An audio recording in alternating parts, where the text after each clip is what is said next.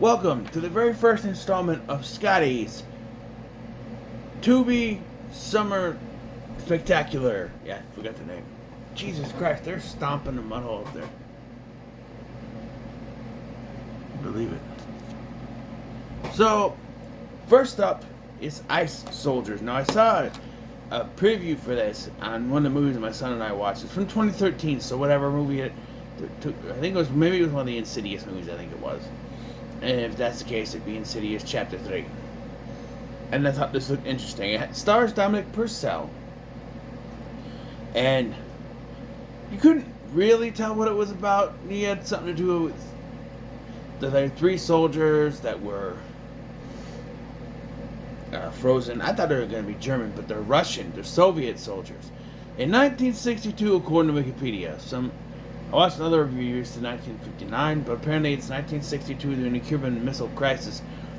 Three Soviet soldiers are found are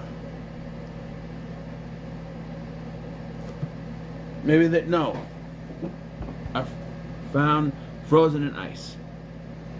And so Canadian forces attempt to take him away, but they start to thaw out, cause problems, so they're once again frozen. But then 50 years later, in 2013, they are once again found and unthawed, and eventually when they unfreeze, they are going to cause havoc. They are genetically modified Soviet soldiers.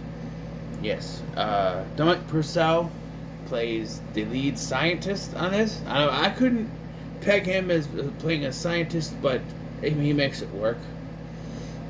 And yeah, it reads as The Thing meets Universal Soldier, is what it is. Because they're in the ice. They're in Canadian ice. But they're in the ice. It's cold. There's something there. They don't want to get out, and it's genetically modified Soviet soldiers instead of. I forgot I had the Soviet soldiers instead of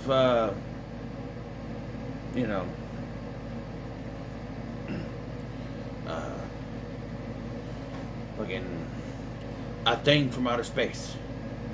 Basically what it is. Now, the setup doesn't last long. Well, it kind of does. Where they're at this base with the army people and everything, military and all that, and the lady is like an environmentalist.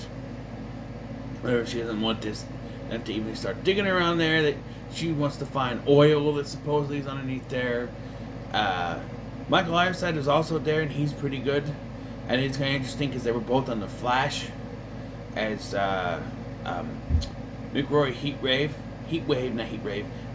That was Purcell's character, and then of course Ironside was Captain Cole's father. So that pimple made me itch. So yeah, they have that connection. Also, Dominic Purcell has hair here, which looks really weird because I'm used to him being bald in almost everything. But he has hair, so it's a little jarring. At a point in the film, the movie just changes its premise, really.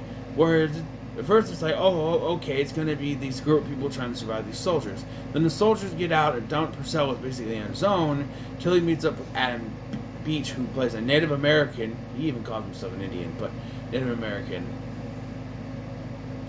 And, yeah. So they are both trying to track down these soldiers, and when they try to tell local law enforcement, they get in trouble because Adam Beach's character is like a radical extremist guy or something like that. He's a troublemaker, basically. He killed someone, and so they don't trust what they say.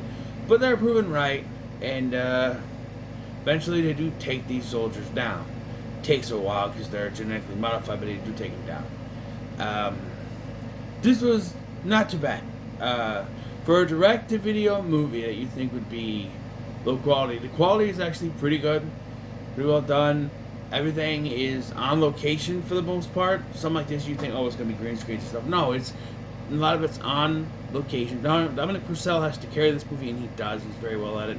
He meets up with Adam Beach, but it feels like they wanted him to meet another person, but they didn't want he didn't want him to have help. Like they didn't want him to be alone, but they wanted him to have help because at one point they're like, "I will help you. I will come with you and I'll help you stop them." And at one point it's like, I cannot go in there. I cannot put them." I'm like, what? And he's like, what? And he's like, I go crazy and I kill someone and I can do that. I can do it again. And it's just like, what? I don't get it. I don't get it. I don't know. Yeah, they stop these guys and then they go their separate ways and then the movie ends and yeah. So I was busy creating a bunch of stuff on 2K24 and so I wasn't paying full attention. I paid enough attention to this movie to what it is. The plot is basic. You know, they try not to let him out, they get out and then he has to go after him. It's a basic, you know, we gotta go after them kind of plot. It's fine. It's a middle of the road type movie if I ever saw one, but it works. It absolutely does. No, I didn't. Michael Ironside wasn't in on it, was he? Because that's what it seemed like, but I don't think he was. I think he was. Either way, I think he died. I don't know. I don't think he was in on it though. It seemed like it. I don't know. Sorry. I guess this isn't that good of a review to start with if I can't remember a lot, but I did enjoy it for what it was. I'll give it a middle of the road. So, let's go ahead and pick the next one that I will pay attention to. I gotta redo that. I was looking right at it, wasn't I? Sorry about that.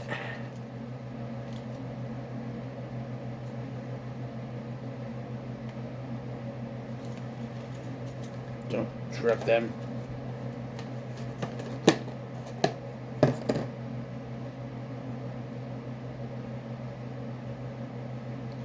Best of the best. Alright.